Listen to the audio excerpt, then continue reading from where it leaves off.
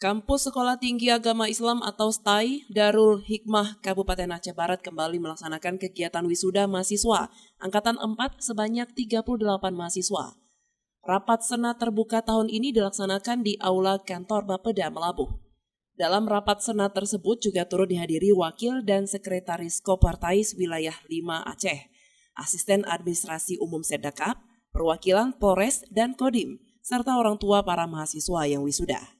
Sebanyak 38 lulusan ini terdiri dari 2 program studi, yakni Prodi Pendidikan Bahasa Arab atau PBA sebanyak 8 orang dan Prodi Pendidikan Islam Anak Usia Dini sebanyak 30 orang.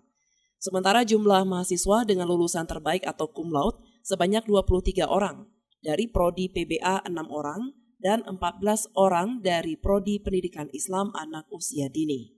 Ketua STAI Darul Hikmah Ustadz Rahmat Saputra mengatakan, selain 2 prodi tersebut, STAI Darul Hikmah juga akan membuka 1 prodi baru, yaitu Prodi Ekonomi Syariah. Tidak hanya itu, saat ini ada 5 beasiswa yang diperuntukkan untuk mahasiswa. Di antaranya beasiswa Tengku Dayah, beasiswa prestasi, beasiswa guru PAUD, beasiswa tahfiz, serta beasiswa kitab kuning.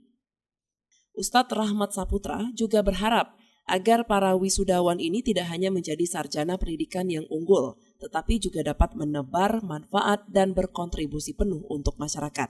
Kegiatan Hikmah sudah berhasil melaksanakan wisuda yang keempat. Ada 38 mahasiswa yang diwisuda pada hari ini. Dari Prodi Pendidikan Bahasa Arab dan Prodi Pendidikan Islam Anak Usia. Harapan semoga para wisudawan bisa menjadi generasi terbaik, wisudawan terbaik yang setelah diwisuda mampu mendapatkan manfaat sebanyak-banyaknya kepada masyarakat luas.